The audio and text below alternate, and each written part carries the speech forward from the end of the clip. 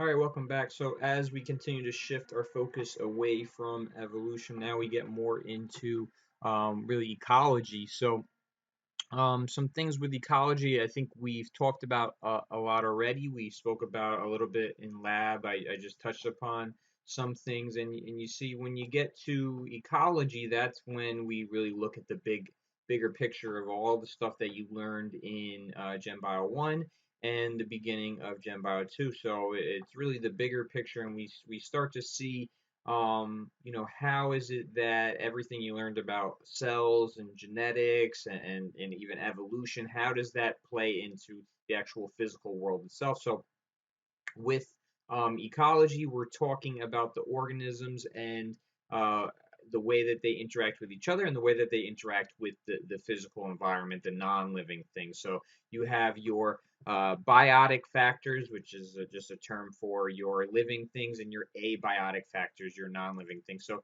a biological community, with when we talk about ecology, it's a lot of vocabulary as we continue. And a community, it's just a set of populations of various species. So you're going to have your species, right? You're going to have your individuals. And your individuals are going to make up your populations. All right. So a population is going to be um, a group of a specific type of species. So if I have a single zebra, right, that's going to be an individual zebra. But if I have a group of zebras, that's going to be a population. Now, if I take my uh, group of zebras or my population of zebras and I put them with the other animals, now you're forming a community and they're going to interact with each other. So some interactions are going to be beneficial to both of the species involved. So you have, just an example in the textbook is the blue streak cleaner wrasse swims inside the mouth of a moray eel, and it eats tiny parasites inside its mouth. So it's going to get to eat while the moray eel is going to not have the parasites trying to feed on it. So that's going to be beneficial to both of them. We call that mutualism, or that's a mutualistic relationship. So here they just give you a picture of what's going on. You're going to have this little fish. This wrasse fish is going to be eating the parasites and the eel, so it's going to have food. All right, so this gets food, and the eel is being rid um, of the parasites. So we talk about in ecology, in community interactions, you're going to talk about interspecific interactions. And some examples are going to be competition, predation, herbivory, parasitism, mutualism, and commensalism. We've talked about all of these previously. So with our interspecific interactions, it's going to affect the survival and reproduction of the species. And we like to look at it by saying plus, minus, or zero. So with anything, you're going to have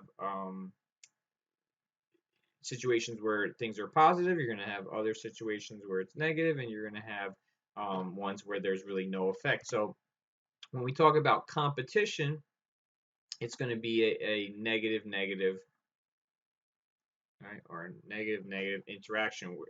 It occurs when species are going to compete, right? So the fact that both of those species are there, it's really hurting both of them. They have to both keep up with the resources that are there, because now there's limits to survival and there's going to be limits to reproduction. So resources are short, and it's hurting both of them. They're both species or both individuals are going to be competing with one another.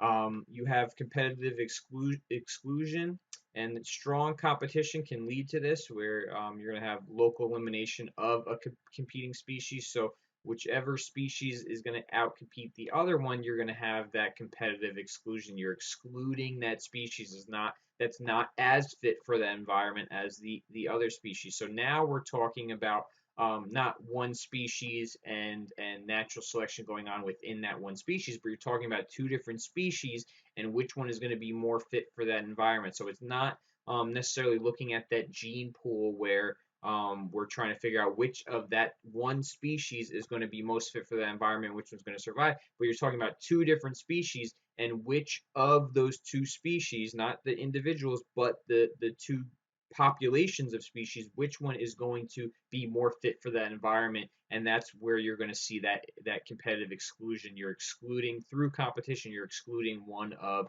the competing species involved, and you have this famous ecologist G.F. Gauss.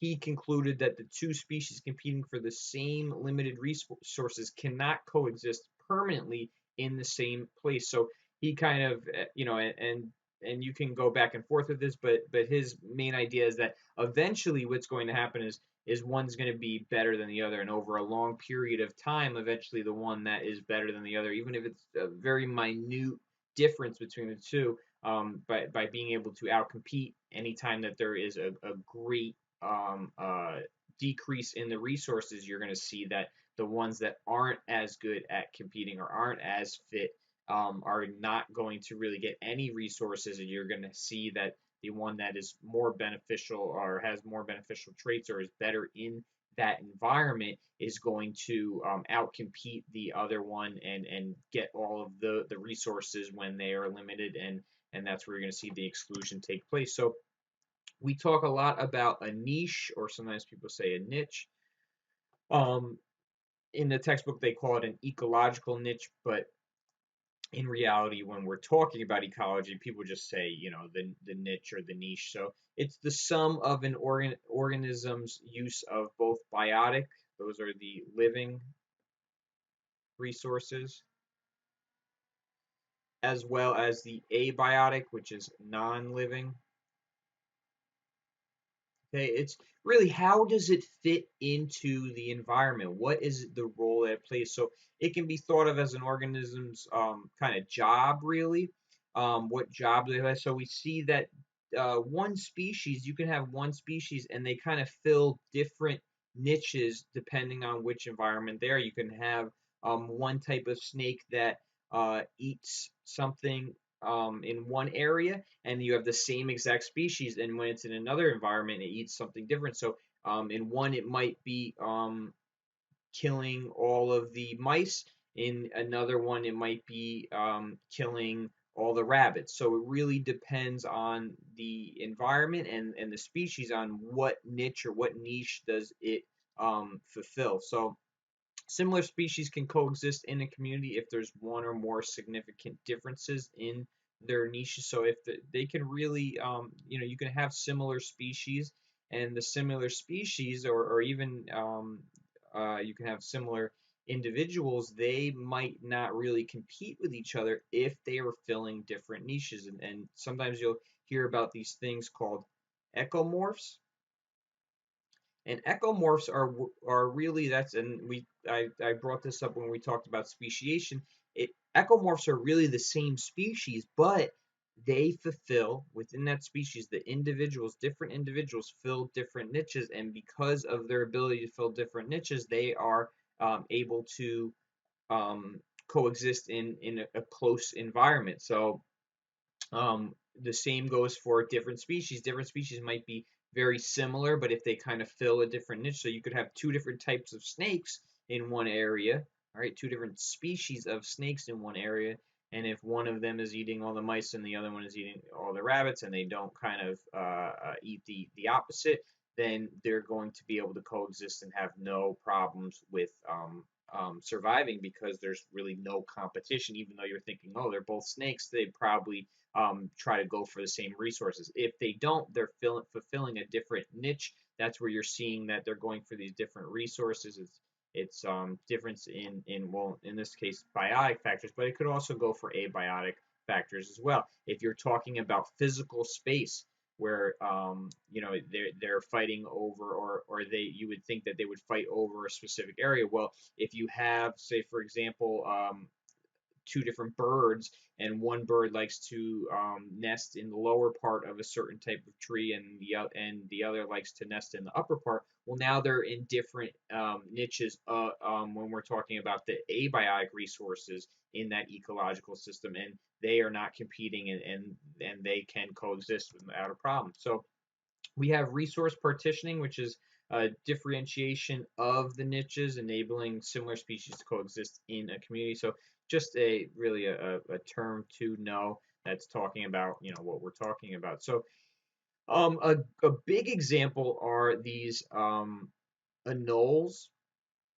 So we like to talk about these anoles, and we see in anoles that they are all from they're very similar species. They're all from the same genus, and although they're all from the same genus and they're all really, you would think, do the same thing because they're all lizards and they're all small and they're all very similar, they fulfill different niches. So by fulfilling different niches, they are not really going to compete with each other, and they're able to coexist in very similar areas. So you have this one right here, this type of anole perches on fence posts and on sunny surfaces, where this type of anole usually perches on shady branches. So they're not really going to interfere with one another, and by doing so, they're able to coexist in the same ecosystem. So a species fundamental niche is the niche potentially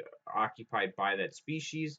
The niche is actually occupied by that species. All right, so that's their realized niche. And as a result of competition, a species fundamental niche may differ from its realized niche. So here you have the difference between their fundamental niche in the realized niche, where you have that potential versus where they are actually going to occupy. So the presence of one barnacle species limits the realized niche of another species. They show it in the book, where you would think that these species would be in these two different areas, but what actually occurs is that now you're having these barnacles take over an area that you wouldn't think. So now there's a difference between the potential and the actual. So the common spiny mouse and the golden spiny mouse show temporal partitioning of their niches. Both species are normally nocturnal, being active at a night. Where they coexist, you see that the golden spiny mouse becomes diurnal, which is active during the day. So now you're seeing that you have that temporal partitioning, where these species are forced to kind of change their ways. So as much as you say, oh yeah, those mice, they're always active during the night, well, now we have other factors playing in, and when they are going to be together, now it's up to the golden spiny mouse. They're going to become more active during the day so that they don't fulfill that same niche based on the time of day. So you have also character displacement, which is a tendency for characteristics to be more divergent in sympatric populations of two species than in allopatric populations of the same species. So now it really is going to be dependent on the separation of them. So an example is variation in beak size between populations of two species of Galapagos finches. All right, we've talked about the Galapagos finches in the past, so you see that if you have each class size, you're going to see that in one area of in one island, I should say, of the Galapagos, you're going to have just one type that is going to fulfill this area right here, and then you're going to have another one where you have the beak size, which is like this. So when they're separated allopatrically, like we talked about allopatric speciation, when they're separated allopatrically, two different islands, they don't interfere with one another, you're going to see something like this. All right. But then when they're on another island, okay, and they're actually together, so this is a third island of the Galapagos, And we are going to have this sympatric population where they're not going to interfere with one another, and the way that they're going to do that is that they're going to have these completely different beak depths, and by having these different size beaks they're going to eat different things. So you see that difference in what they normally would be. So they would, when they're not on the same island, you see that they're kind of really fulfilling the same beak size niche, you could say. But then when you are going to put them together, you're going to see a shift where these are going to get bigger beaks and these are going to get smaller beaks, and that's how they're both able to kind of go coexist. So another example is exploitation, where it is going to be a positive, negative, or plus minus interaction in which one species benefits by feeding on the other species. Okay, sometimes you'll hear people call it predation. Really depends on the text, which textbook you have. So exploited, exploitative um, interactions include predation, herbivory, and parasitism.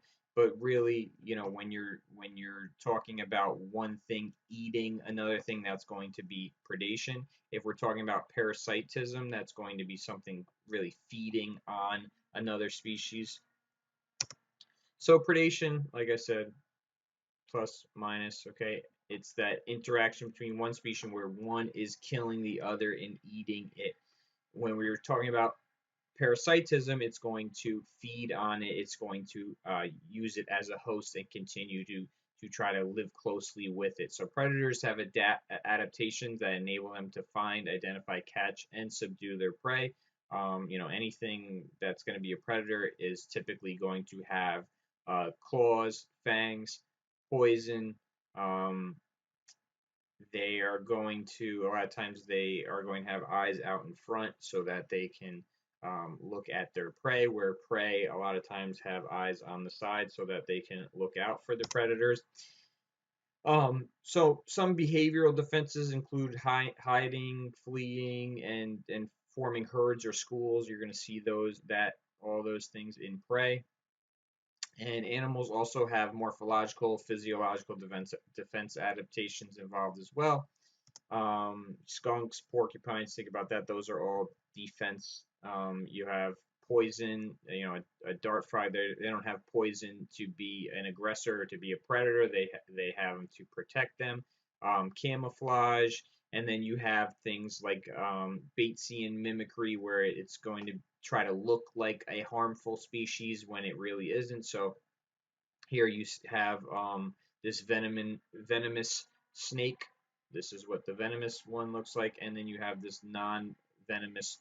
Um, really, it's a moth larva, but it tries to look more like this snake, and that's going to keep it from getting eaten. And then you have Malarian mimicry, where two unpalatable or inedible species mimic each other.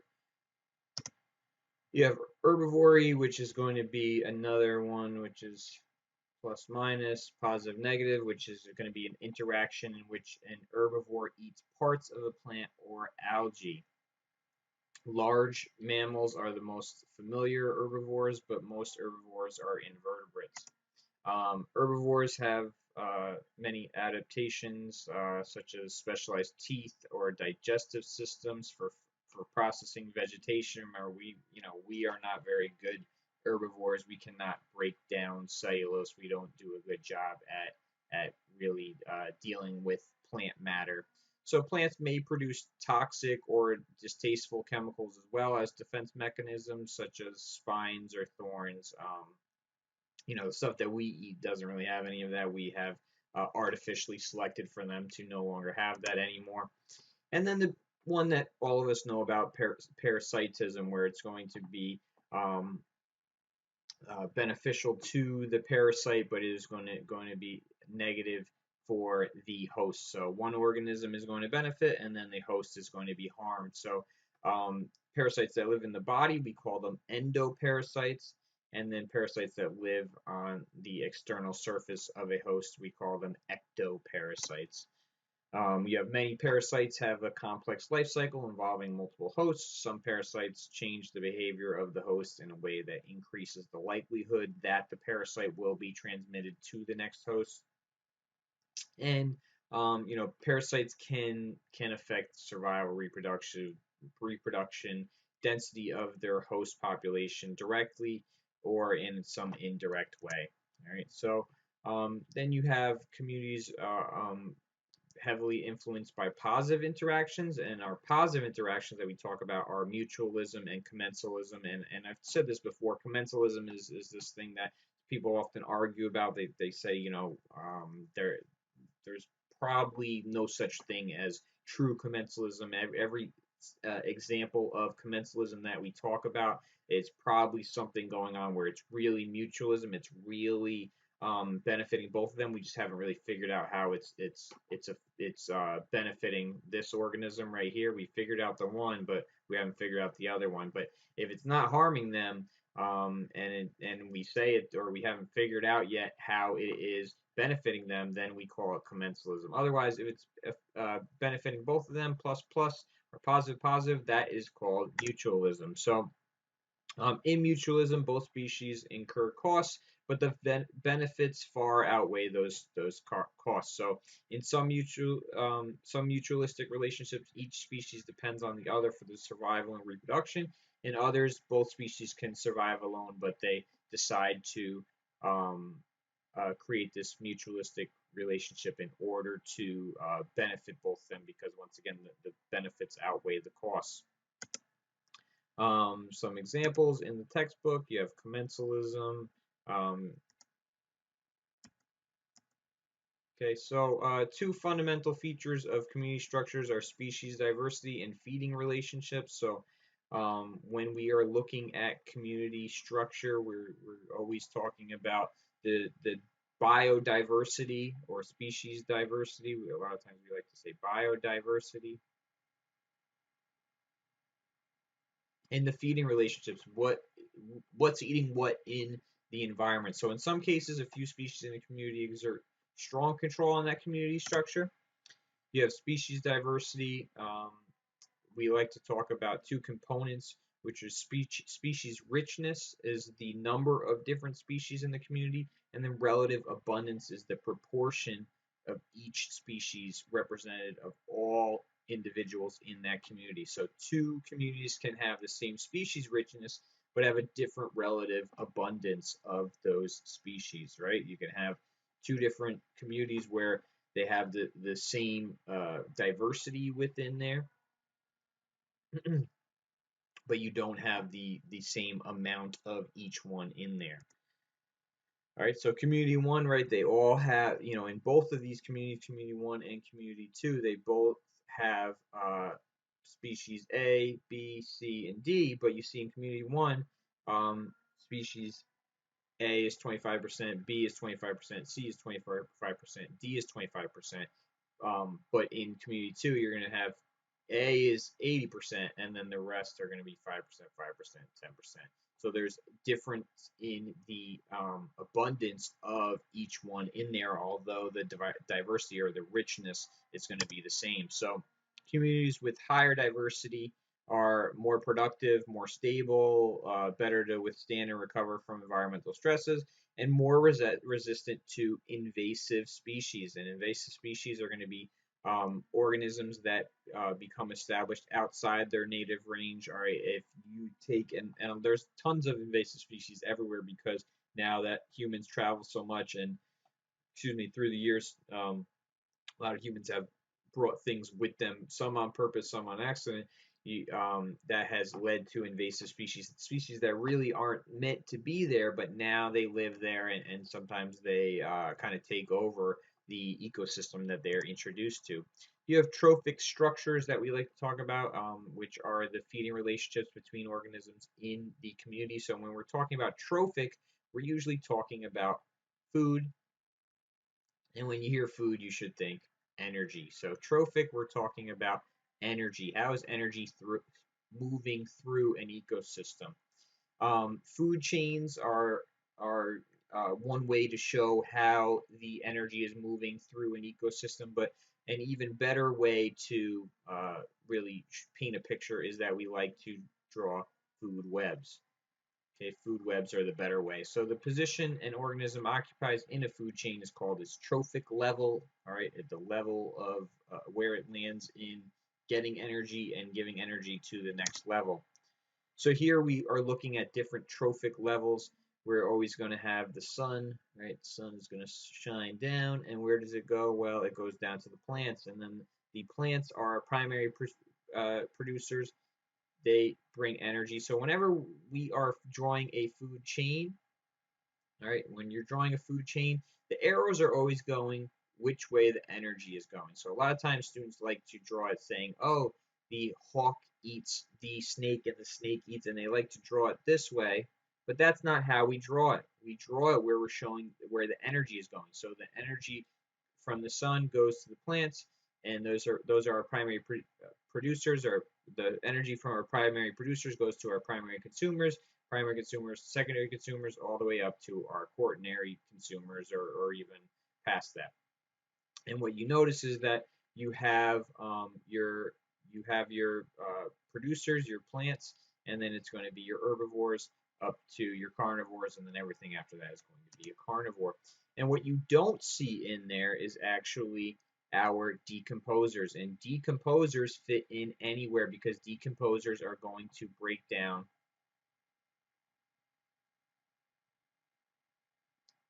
organic matter, and all of it is organic matter. If it's a dead plant, if it's a dead uh, um, primary consumer, secondary consumer, tertiary consumer, any one of those, it's all organic matter, and they are going to break it down. So decomposers, we can't really put them in a level like we just saw in the last diagram. We can't really put them somewhere. They fit in anywhere. And like I said, we like to really draw food webs because it is food chains are very simplistic, and it's really more complex than that because nothing's just eating one thing. That hawk isn't just eating snakes; it might eat other things. So we draw food webs like this, where you're going to see, all right, the energy from the phytoplankton. Okay, it could go to the copepods, right, or it could go to the krill. And then the energy from the copepods can either go to the krill, or it could go to the birds, or it can go to the plankton, or it could go to the squid, or it could go to the fish. And then as you move up, you see, okay, well, the energy from the birds, maybe the leopard seals eat it, maybe the whales eat it, maybe, I guess that's it for this. What else? Squids, maybe the seals eat it, maybe the fish eat it, maybe the leopard seals eat it. So you have many different options. Not, the a food chain is very simplistic. That's not really how it is. There's options, and just like us, we don't eat one thing. Out in an ecosystem, these organisms are going to eat numerous things, and we like to look at what are the possibilities. So it's really, our food web is made up of various food chains. So species may play a role at more than one trophic level in a food web, and that's why we make our food webs. They can be simplified by grouping species with similar trophic relationships into broad functional groups, isolating a portion of a community that interacts very little with the rest of the community. But we don't have to do that. So the energetic hypothesis suggests that length is limited by inefficient energy transfer. And we like to come up with this, or we like to say this number, which it's not a perfect number. It's not always completely true, but it's good to think of it this way. Only about 10% of the energy stored in organic matter at each trophic level is converted to organic matter at the next trophic level. So when you look at one level to the next, all right, so say that you have a plant, it is going to have, a certain amount of energy, and the next level is only going to get 10% of that, and then the following level is only going to get 10% of that. So you're getting 10% of 10% of 10% of 10%. So think about a producer consisting of 100 kilograms of plant material can support about 10 kilograms of herbivore biomass and 1 kilogram of carnivore biomass. And we can test this by manipulating productivities.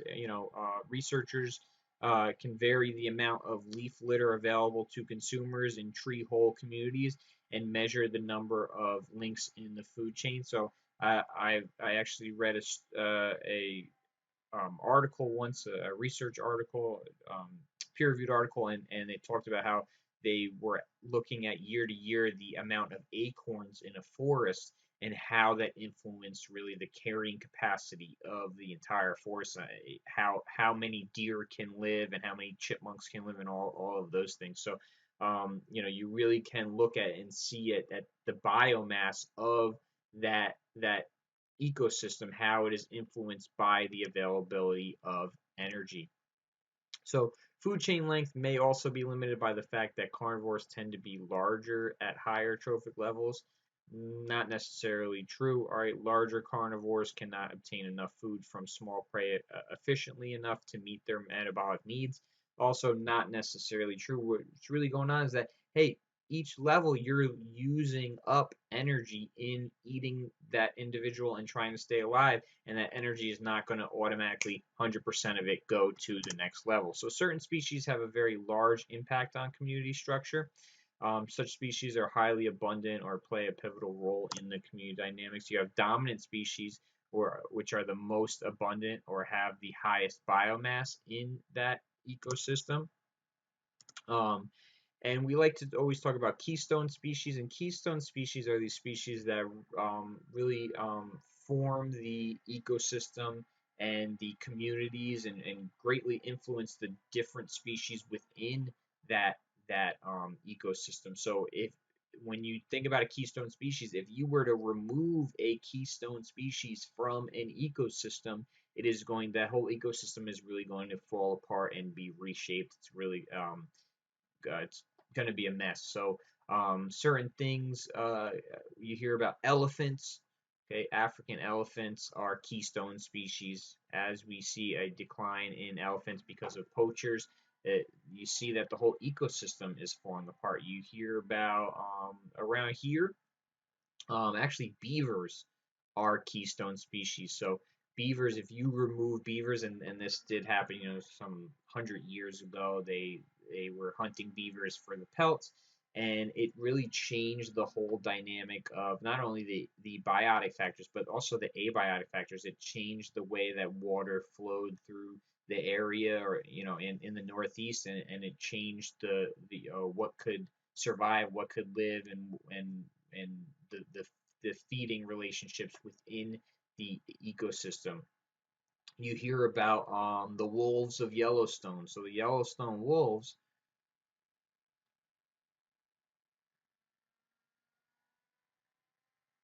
all right, do yourself a favor and look up about the Yellowstone wolves. They have tons of studies, and they have pretty neat YouTube videos about it. When we removed the Yellowstone wolves, things really started to fall apart. And when they actually finally added them in decades later, they saw that a lot of things changed and things got a lot better because they are a keystone species. So field studies of sea stars illustrated their role as a keystone species in intertidal communities within those marine environments. You have foundation species or ecosystem engineers, which might sound something could be the same as a keystone species. So something like beavers, all right, they are also ecosystem engineers or foundation species, and they're causing physical changes. And because of those physical changes, because they're ecosystem engineers, they happen to also be keystone species, but they don't have to be both necessarily. And then we talk about different controls. You can have bottom-up model control, where a community's organization is proposed a unidirectional influence from lower to higher trophic levels. And then you have top-down, where it's going to be from higher to lower trophic levels. Biomanipulation helps restore polluted communities. So you have um, like examples like in Finland, there are lakes, the blooms of cyanobacteria, which is a primary producer, and this occurs when the blooms occur when zooplankton were eaten by large populations of roachfish, and the removal of the roachfish and addition of pike perch controlled roach populations, allowing the zooplankton population to increase and ending the blooms. So by putting in and this is kind of like a way of going green instead of trying to kill off the cyanobacteria blooms by adding chemicals or to the lakes or something like that. They put in these pike perch, and now they are able to influence the whole ecosystem by um, solving the issue of the cyanobacteria blooms. So a disturbance is an event that changes a community, removes organisms from it, and alters resource availability. The non-equilibrium model describes communities as constantly changing after disturbance. The intermediate disturbance hypothesis states that the moderate levels of disturbance can foster greater diversity than either low or high levels of disturbance. You have Yellowstone National Park. There was a large-scale fire, and that community is going to respond very rapidly to a massive disturbance. And this example is an example of non-equilibrium community. So we like to talk about ecological succession is this sequence of changes in community composition following a disturbance. So something like a fire. We like to talk about primary succession, and really when you hear about people talking about ecological succession, they're usually talking about primary succession where there is a fire, and after there's a fire, there's not any real soil per se. There's always going to be earth, but there's not nutrient rich soil there for plants. So there's a period of time where you really have to build up the nutrients within that soil. Excuse me. So primary succession is the explanation of the way that that an ecosystem is restored back to having that soil and having really a diverse community of plants and animals. So early arriving species and later arriving species may be linked to one of three processes. You have early arrivals facilitate the appearance of later species by making the environment favorable. That's why we call it succession, because you need to have the early species to end up with the intermediate species to end up with the later species. So in the textbook, they talk about this Alaskan example where you have this pattern of change in vegetation and soil characteristics in this succession, this primary succession that goes on. So first you have the exposed moraine is colonized by pioneer plants, all right, and these pioneer plants are going to be the plants that are going to do well um, without a lot of nutrients. After there's that disturbance, they can deal with that disturbed ecosystem, which is going to include liverworts or mosses and lichen and fireweed, and you're going to have the dryas and willows. So first you have your pioneer stage, and then from your pioneer stage you're going to have your dryas stage, and then after that then you're going to have your alder stage where you're going to start to have your bushes and your smaller trees, and then eventually you can have your bigger trees, your spruce stage. So in this example, this last example, you're getting your pioneer stage where you're only really getting like mossy things, and then eventually you're going to have your dryas and your more substantial plants, like maybe like you could think of it as ferns, and then you're going to move on to your bushes, your smaller trees, and then eventually you have this big forest. But it doesn't just start out like this and go straight to, oh, I'm having these big trees and this big forest. It takes this progression or this succession, and that's primary succession. So then the dryas is going to dominate, and then you're going to have your alders, and then you're going to move on to your spruce forest. You have alder root with a cluster of nodules containing nitrogen fixing bacteria. We're going to talk more about this as we move on, but part of some plants is they have these nitrogen fixing bacteria. Legumes are a big one. So this is why we need legumes, and this is why we need clovers, because they fix nitrogen. They add nitrogen to the soil, and without them, we wouldn't have plants. We wouldn't have nitrogen-rich soil, which plants are going to need. So another example in the textbook that they talk about is secondary succession, which begins in an area where soil remains after disturbance. So this, you might have soil there, or nutrient-rich soil, but there has been some kind of disturbance that goes on where you have to now see this progression again, or this succession. So you have primary succession, where we're talking about there's not really any soil there, and then you have your secondary where there is soil. So for an example, if I went in and I wiped out all of the trees because I was going to plant corn there, and then my company goes bankrupt and I leave and I don't plant corn the next year. Well, now there's all this area with the soil. It has been disturbed. I didn't burn everything. I didn't burn the forest down or anything like that, but it has been disturbed, and that's where we talk about secondary succession. So keep these things in mind as we move forward and we continue to talk about really the big picture of how the genes and the evolution are going to interact with the environment.